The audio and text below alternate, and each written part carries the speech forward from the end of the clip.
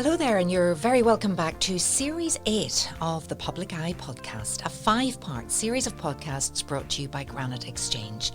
I'll be your host, Sarah Travers, and throughout the series I'll be speaking with local entrepreneurs and business owners to learn more about how these companies have come to be, to gain insight into their growth, and find out how they continue to innovate.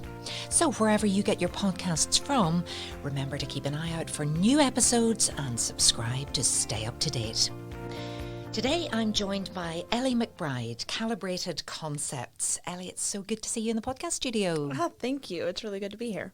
Now, before we begin, as always, a little bit of background on Ellie and her business before we get into the interview proper. So Ellie, as you may have just heard, is an American expat who made Belfast her home 5 years ago.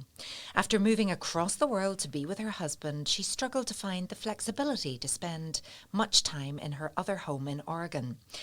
In her quest for flexibility, she realised that building an online business from the ground up was the path to having everything she'd ever wanted in life. So Ellie started out as a freelancer and soon realised many of her clients struggled with exactly the same thing, creating efficient processes to help open up their time for the tasks that truly needed their attention. With that in mind, Ellie went about setting up Calibrated Concepts, initially to serve solo entrepreneurs who own small businesses and are building them just like her from the ground up by creating beautiful, functional websites with built-in time-saving systems. What a great idea. Fantastic. Congratulations on this brilliant idea and for building this business. Oh, thank you. So, yeah, we've had a little bit of an introduction and yeah, it's something that a lot of people, when they find themselves in that entrepreneurial sphere, there's so much to do on your own. There's the trying to learn to be the business person. There's the developing the website when you kind of want to get on with doing the business as well. So that's where the initial idea came from. Mm-hmm. Well, originally, I actually started out doing virtual assistance work, mostly tech virtual assistants, so a lot of software automation and setup. And I had built my own website, and I'd built a couple for clients, and really enjoyed the process and found that it sort of suited my style more because I personally really enjoy project-based work and not so much the ongoing stuff. Ah, so the project-based work. Okay, well, take us back a little bit further. So you travelled for love. I did, yes. So where did you meet? We met in Belfast. I was backpacking after a trip I lived in Italy as an au pair. Oh my goodness. In Pisa. And I had twin 8-year-olds that I took care of, a boy and a girl. And anyway, so after my visa expired, the UK and Ireland aren't part of the Schengen area, so kind of extended my travel time by coming up here. And I'd been to Ireland before, but I'd never been to Belfast. So came up. And I was actually couch surfing. I had done a lot of couch surfing and help exchanges and kind of backpackery things. And my au pair friends, we were in a hostel in Dublin before we'd come up to Belfast, and they signed me up for Tinder. You do. Because I had, long story short, I'm in lots of long-term relationships, and I'd never properly been single and was supposed to spend 2016 being properly single. And I matched with my now husband, and thought, worst comes to worst, I meet a local. Didn't really expect much to come of it. And my friends at this stage had kind of gone on. We'd all kind of split up for our journeys. And yeah, so long story short. So you weren't single for long? I married my first Tinder date. Oh. And I got married at the end of 2016, the year I was supposed to be single the whole year. Oh, so well done with that one. That was a success. And what's he like then? Yeah, so he is a software developer. He's a big geek in the sense of, and not necessarily the sense of some people, but he gets really hyper-focused on certain projects. He's just decided he's going to start doing woodworking by hand without power tools. He is currently taking microlight flying lessons in the Ards airfield. So yes. So there's a lot of creativity. with Yeah, the it's a two lot of of you. drive. A lot of drive and a lot of excitement. It sounds great. So Oregon, is that where you were brought up? That's Yes, home. that's home. What did the folks at home think when it's like, hi, you know the way I was in Italy being an au pair? Well, now I'm actually in Belfast, and guess what? I'm going to get married and live here. Yeah, so I went home for quite some time before. So when we first met, we did distance for 18 months. And that included the time after we got married and waiting on the visa. So I came, we kind of flew back and forth for visits, but we spent 1.5 years apart before I moved over. Oh, that was hard. First, it wasn't really that hard. We kind of knew what we were in for, but after we got married, it became really challenging because we just were ready to be together. Okay, so how do you find Belfast? Yeah. I won't lie, I cried for the first year I think I lived here in Northern Ireland in Belfast. And it wasn't because there's anything wrong with Belfast. It was because you don't expect there to be a lot of culture shock when you're moving from a predominantly white English-speaking country to another predominantly white English-speaking country. But there was. The job market was completely different. Northern Ireland's quite a small place and everybody knows each other and everybody has their friends from school. It's really hard to make friends here. And it also didn't have any of my comfort foods. So there was that. So massive culture shock and loneliness as well, and maybe, homesickness too. Oh, yeah. So, I think we've all had a little flavour of what that's like a little bit because of COVID and lockdown. We've maybe had things taken away from us that we'd taken for granted. And home became really, really important. So how did that affect you and where you were with everything? Yeah, so literally my business was born out of that feeling of how I felt here in the first year. I thought, oh gosh, I can't really live like this. And so I built my business so that I could go back to America more often, so that I could have that flexibility both in time and in location to be able to work wherever I wanted to. And I finally got to the point where I'd built up enough business, enough clients, enough flexibility, enough boundaries, and then where I really could go home if I needed to at the drop of a hat. And the pandemic hit, so I couldn't. And so I missed things that, like many people did. I mean, I know people who missed these things when their family was 20 minutes down the road, but I missed funerals hugely. and weddings and birthdays that were all quite significant during that time. And when you move, you expect to miss some of those things, but it was like an extra level of control that was taken away. That's it. You had no choice this time. So have you been back since? Yes. Yay. I went back for 6 weeks this past summer and was able to work a little bit while I was there and what's the word I'm looking for? Essentially give a lot of work to my assistants. I have 2 virtual assistants that work for my team, and I'm actually in the process of hiring someone through the Job Start scheme as well, so hopefully growing even more. But yes, was home for 6 weeks. And I also just want to take a moment to say I've been here 5 years now. Yes, my first year was really tough. There was a lot of bureaucracy. It took me ages to get things like a bank account or a doctor or things like that. But I really do love Northern Ireland now. Like, it's been, the people here there's nobody lovelier. And the North Coast, Donegal, like, you've got just such beautiful scenery and so much culture. And I will miss other foods that I've learned to love here, and I will miss like live music in every pub that's finally coming back post-pandemic. If I ever move. But you've discovered filled sodas for breakfast. Oh my gosh, and brown sauce. Yes, get behind me.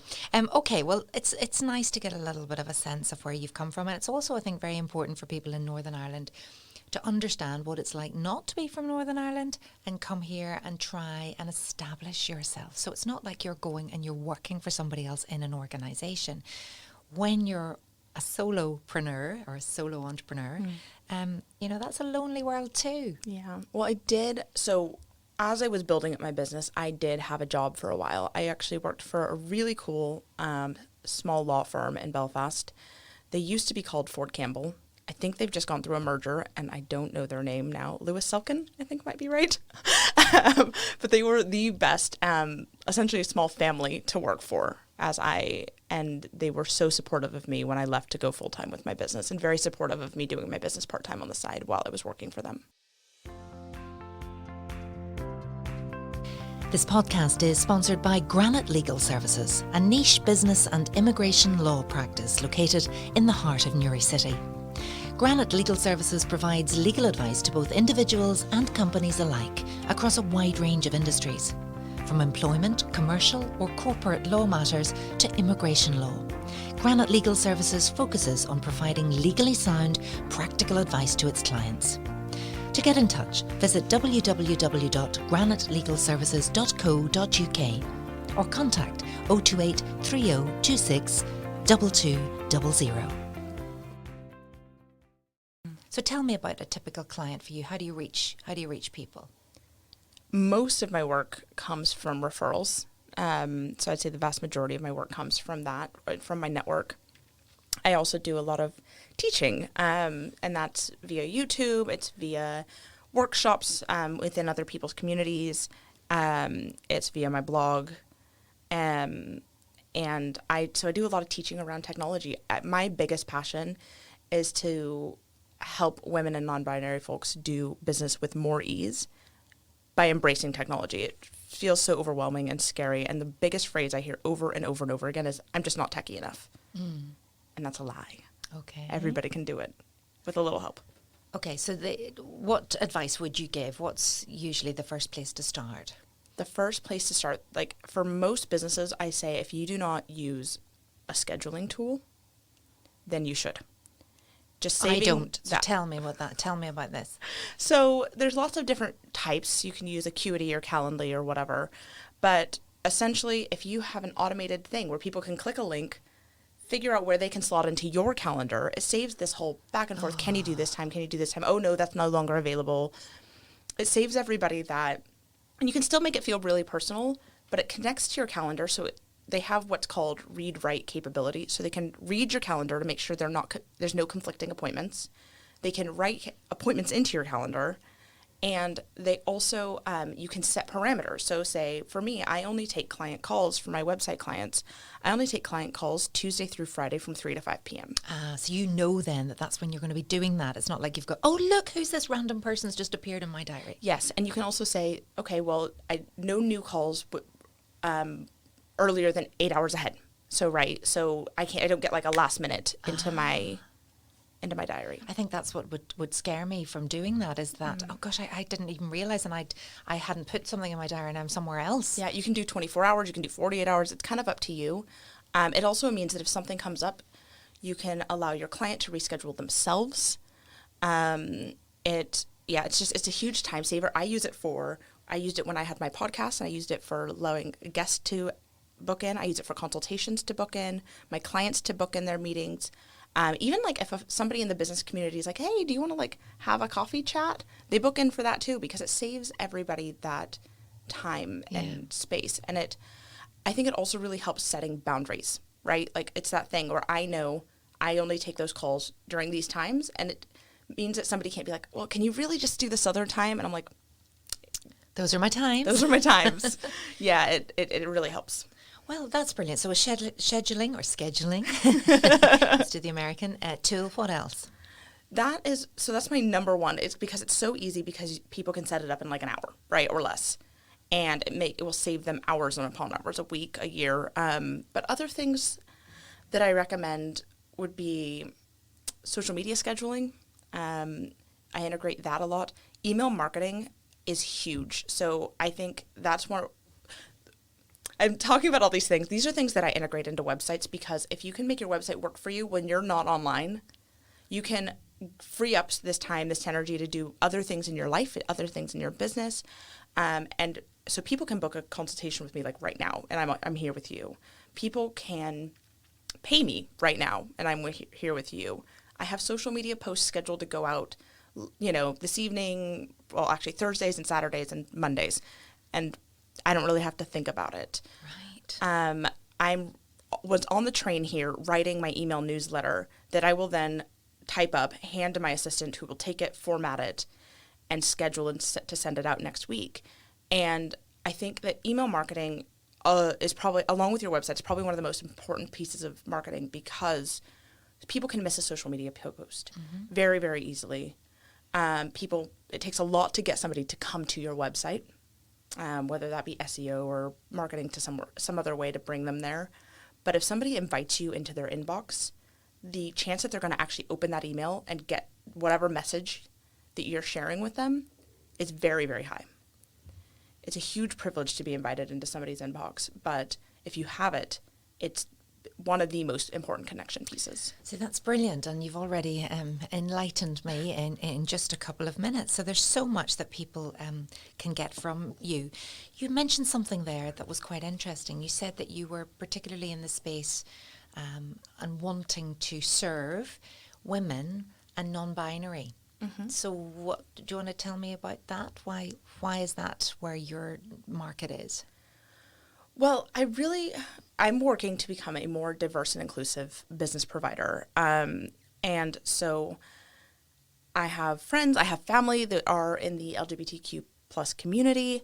I want to make sure that I'm serving people who are sometimes underserved, who are underheard, and giving them that place that they feel safe, that somebody's going to hear them, that they're going to understand, maybe not directly because I don't necessarily share all their experiences, but that I'm going to give them a space that feels safe for them to come to for the same things I help other people with, but that I'm going to be accessible for these people. So I make sure that my website, my content across social media is all accessible for people who might have hearing impairments. I make sure that my content on social media is inclusive of different skin tones, body shapes, ability level.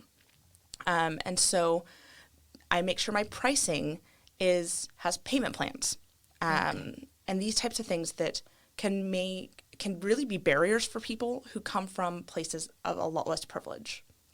And what made you be like that? Is this through personal experience? I mean, I have quite a lot of privilege. White, cisgender. I am a woman. Came up with not a whole lot of money. But I think a lot of it comes down to having friends that have experienced this stuff. It also comes down to where I went to university and was in the student government in Portland State University. And Portland has some issues, but is quite activist overall. But it's not a perfect place. But yes, so I think it's really come down to, honestly, at the start of the pandemic, like I already was working towards a lot of this stuff, but at the start of the pandemic, when we had the reawakening of the Black Lives Matter movement, there was a lot of call for business owners to use their platforms to do better, to do business better. And that really matters to me. If I'm going to be in this space and profiting from things, I don't want to do it in a way that feels icky. I want to do it in a way that feels good and aligned for me and like I'm making a difference in the world. And I understand that. I think that's really commendable. Do you feel that you've taken a risk in limiting the market that you're appealing to or marketing to? No. I think that more and more, especially, so I would identify as a millennial, more and more millennials and Gen Z, they want to buy and spend their money with people that they feel like their money is making a difference. I would spend my money with a local ethical company 100% over not. I do my best to support local coffee shops. I do my best to, and I know I'm not the only one that does this. I would buy most of my Christmas presents from not on High Street or Etsy or whatever. I'm trying to spend my money. Essentially, I'm voting with my dollars, pounds, euro, whatever. So, and I know there's more and more people doing this in my community, and across. So I would, on my social media platforms, I know there's loads of us that are doing this. And so I think by being louder about my values, I'm actually attracting the people that I want to work with the most. And that's so important, isn't it? And you've totally tapped into something. There's so much more. Instead of just click buy, it's much more, I want to know who they are, who am I buying for, and are they aligned to my values? Do you feel that much more? Yeah. I think that most of my clients would share my values. Most of the people in my community, I call like a lot of people would call it an audience, but I call it a community because I want it to be a back and forth. So it's not just my audience on my newsletter or my website or my social media, it's my community. Then there's a conversation happening between us. And I know a lot of the people that I'm in conversation with have the same ideas that way. So tell us more about the actual services that you offer. Yes. So I'm actually in a bit of a pivot place on this right now. As we're recording, I offer Squarespace Power Hours. So I work predominantly with the Squarespace platform. Mm-hmm. And I offer Power Hours so that if you already have a Squarespace website, you can come to me and you can book an hour of my time and you can give me a list of everything that you want tweaked or updated or questions you have. And we can go ahead and in that hour, and trust me, I'm very good at what I do. In that hour, we can go and kind of bash out and fix a lot of things. And it's a recorded session online. So you can take that video and learn from it and to update and upgrade your website going forward. That's amazing. I'm really marvel at your customer service and your offering. You know absolutely that these people that are coming to you are time poor. That's why they're coming to you in the first place. But this Power Hour, what a brilliant initiative. Where did you get that idea? I knew because again, it really came out of the fact that I don't really like doing ongoing work. So it was a way to offer my clients, because I also offer custom Squarespace templates and custom one-to-one website design. Mm-hmm. From scratch for, mostly service providers, but I do shops and memberships and things like that too. And so it came out of this fact that I knew I needed a way to offer to support my clients going forward. Because the worst thing was when you were, there you go, there's your lovely website, you've paid all your money, I now need to change it, that's out of date, I don't know what to do, I don't know how do I link that to my SEO, all of those things. Exactly. So all of my clients receive training around the Squarespace platform. I also have a page dedicated in the back end of my website just to clients that they can log into, and it has loads of video tutorials and help and resources. And so they can learn. The reason I work with Squarespace specifically is that I believe that people should be able to update their website. Yes. And as our businesses evolve, your website should evolve. We need to be adapting all the stagnant. time. Yeah. So that said, there are sometimes things where you might need a bunch of stuff done at once, or you don't know how to integrate a tool that you're adding to your website, or something needs done with code. Because Squarespace mostly is a code-free platform, but there's sometimes that if you want something really customized, we do it with code. And that's where I come in. And that's where those Power Hours come in. So are you a computer scientist? I am not. No, you've just learned this. I am not. I can't even write code from scratch. Oh. My husband can. And sometimes I use him when I'm really stuck. But I pay for access to a community of Squarespace, and there's the Squarespace community is quite large. But if you know enough about code, enough about CSS, you can kind of understand where things change and how classes work, which is essentially, then you can start tweaking things. And there's a huge library and a huge amount of resources on the website to get what's called code snippets that adapt different parts of the website. And then I pay for a resource for this woman named Beatrice Carabello, who is a genius at Squarespace. And essentially, if something is broken that I can't fix, I ask her. Ask Beatrice. So I pay a monthly fee to be able to ask her anytime. That's amazing. that I want why isn't this thing working? It's kind of a novel and new way of working, that collaborative model. And, maybe you don't have employees, but you have lots of people that can help as and when. Yes. So you've got the Squarespace, you've built the websites. What else?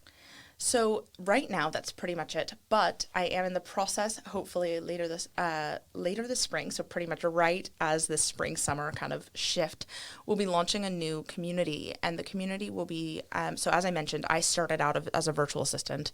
And virtual assistants often are asked to... They're often asked to change things on people's websites. Can you change out that photo? Can you add a page for this? Can we add a sales page going for this promotion I'm running? And oftentimes they say yes and then have to go do a lot of Googling or YouTubing to try and figure out how to do something. And then usually, unless you're really gutsy, you're not charging your clients for the time that it took you to learn how to do that thing. No. And so essentially I want to start a community, Squarespace community for virtual assistants. So a bit like you have a Beatrice, but you actually have an Ellie maybe Yes. there that you can hire me if Yes. you don't So know. it won't I'll be show as you. code-based as Beatrice's. Yes. But it will be very much tutorials and help in your back pocket for Squarespace. I love that. That's amazing. So how many team members are working for you at the minute? I currently have 2 contracted virtual assistants. One's in Belize and one's Oh in my Northern goodness. Ireland. And that one helps me with content. So the one here in Northern Ireland is really responsible for my social media, my newsletter, blog posts, those kinds of things. And then the one in Belize is really a lot of like client onboarding, some of the simpler website pages that we build into every website, like the 404 error page and the social media links page. And I'm currently hiring for a marketing assistant that will help with getting the word out about this new community and some Pinterest help and Canva graphics and things like that. It's all really exciting. And I know, Ellie, you were recently named one of 2022's most inspiring female founders. What a tremendous achievement. How did you feel when you heard that news? 2 things on that. One, of course, it felt incredible to be selected. This is an initiative run by Small Business UK, and it's called the F Entrepreneur I Also Awards, and we got to go to the House of Lords, and it was really cool, and yeah, so it felt incredible. It's also opened up loads of opportunities for new opportunities for marketing. I also got a couple of other awards on the back of that. So I was selected as one of the Belfast Telegraph's 30 under 30 for this year. Brilliant. Yeah. So it's been really good. But I also want to say is without detracting from my achievements or the work that I've put in, is that I'm not special. All I did was have the guts and the gumption to put my name in a few hats and see what happened. A lot of people don't take the time or won't put themselves forward, especially women or marginalized folks will not put themselves forth for awards. I took the time to do it, was selected, and it opened up more opportunities based on the press releases from these things. And I think I could have just not done it. Right. It's a really good point. And there are probably many people listening to this say, oh, either I'm too busy and actually if I went in for the awards and I didn't win and then it's all of that time and effort wasted. But actually you're saying this is super for marketing and super for your brand. Mm-hmm. Mm-hmm. But we've got to have that belief. Yeah. And I think it can be really easy to wait and say, oh, I don't deserve the award unless somebody else nominates me for it. Yes. It's not the case. Okay. Well, obviously. Well, fantastic. And, you're definitely one to watch. How many clients would you say you've got on the books at the minute, or is that even possible to count? It is possible to count. In the time that I've been doing business, I've had, I think, about 115 clients. But again, I do mostly project-based work. Yeah. So as of this moment, I'm designing 2 websites, one for a barber in England and one for a really cool oh gosh, what even would you say they do? They do a lot of stuff around like community farming and cooking and recipes and catered events, and they're lovely. And is it lovely when you actually see all of the diversity that's out there and all the different incredible businesses? Oh, it really is. Last week I launched 3 websites. I launched a website for an artist here in Northern Ireland. I launched a website for an architect in California. Wow. I launched a website for, what was the third one? She's a marketing specialist. And yeah. Amazing. And then how long does it take? There you go. How long's a piece of string? How long does it take to actually, I bet you actually have it all counted time-wise. I'm really an organized person, if you haven't figured this out. Yeah, I can tell. So one of the reasons people come to work with me there's pretty much 2. Is one, for a creative.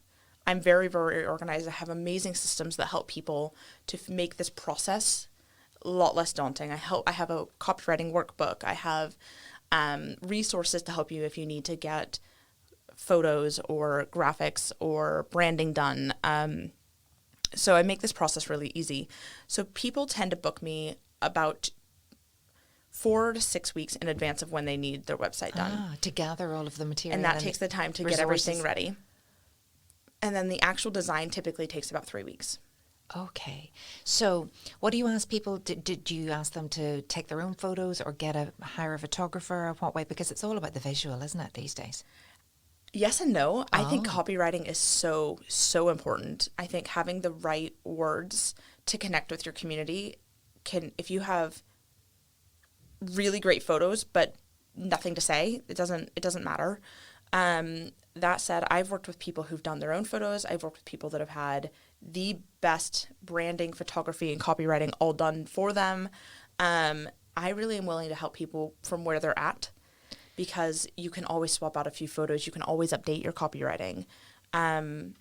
So talk us through the copywriting process. What should you be doing if you're thinking about copywriting? Yeah, so I've got a blog post on this on my website, but written by a copywriter, because I am not one. But that said, the biggest mistake I see on websites is that there's probably two biggest copywriting mistakes that I see. One is that people would talk too much about themselves and not enough about their client. Your about page even really shouldn't be that much about you. It should be about how your experiences help the person you're trying to help. Mm-hmm. So that's one of the biggest mistakes I see. And the other was Those massive long bios. Do you think anybody reads them? It depends on how your community is. I did a website for a coach, a somatic coach, last year, and she just is like, I am a long form person. If they are the right fit for my business, they are a long form person too. Mm-hmm. Whereas maybe not in other industries. Mm-hmm. But it is about who you've worked with, what you've been doing. Yeah. So it should be your about page should really be about how you are uniquely positioned to help this person. Right. And so that may be your experience, your personality, your skills, in certain areas, maybe your credentials. But I will say overall, for the most part, people don't really care about your credentials. They care about the transformation you're going to take them through. And that's true for product-based businesses as well as service-based businesses.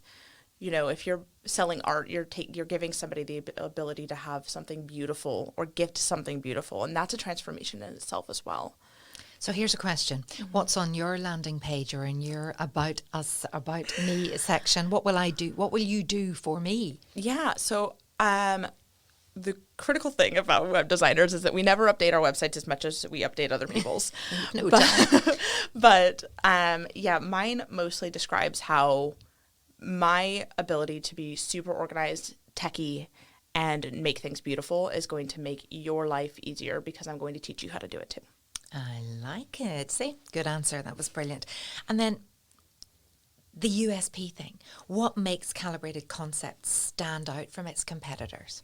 Yeah, I touched on that briefly before, but it's mostly about the fact that I'm really organized. Like a lot of creatives aren't. I hear horror stories about websites taking a year, mm-hmm. right?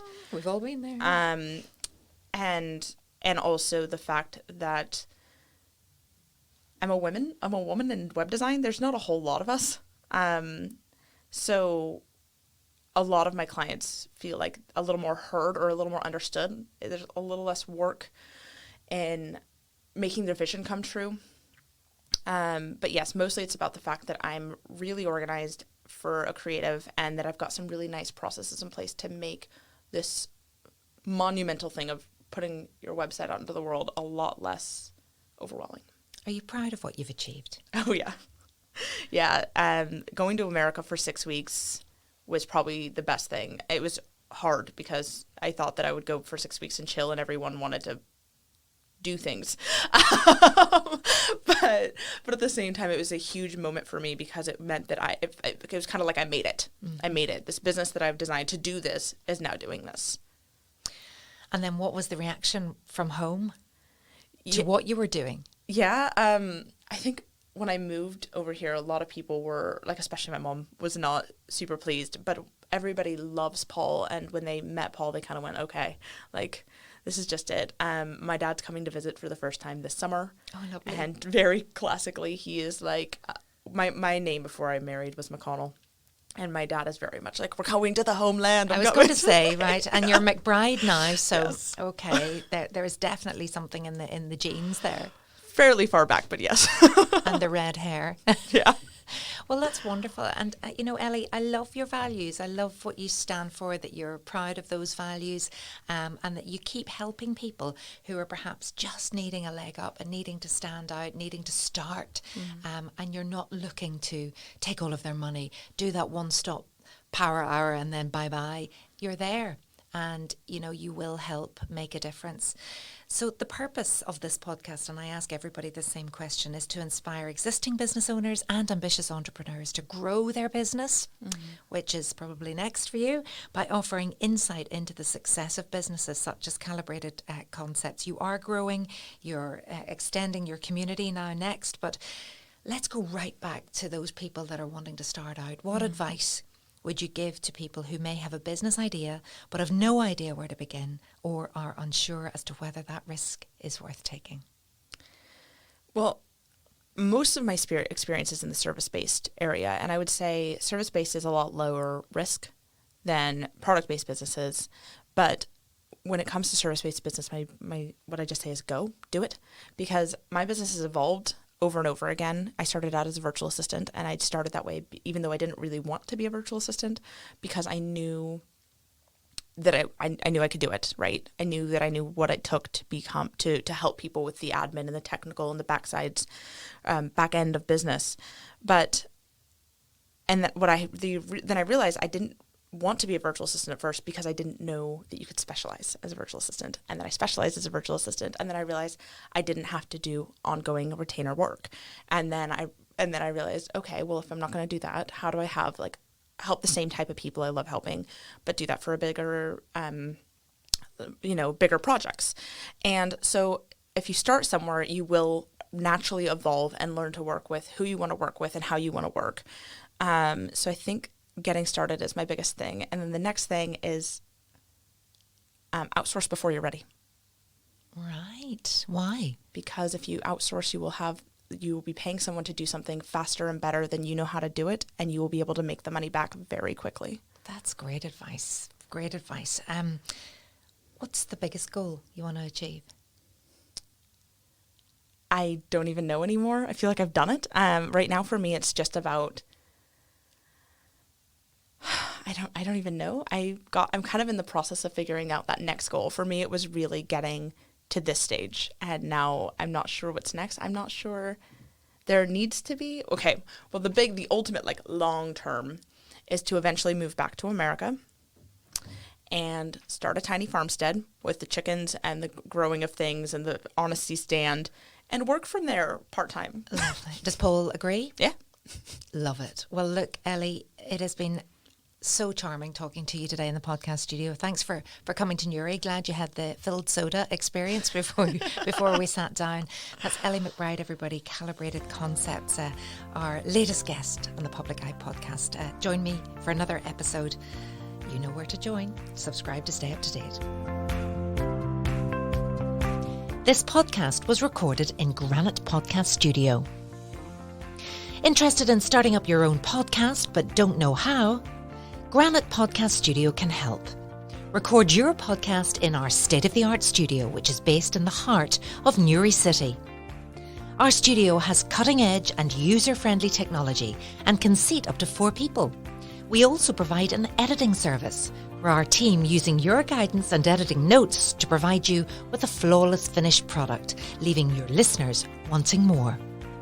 For more information on how you can get started, visit www.granitepodcaststudio.com.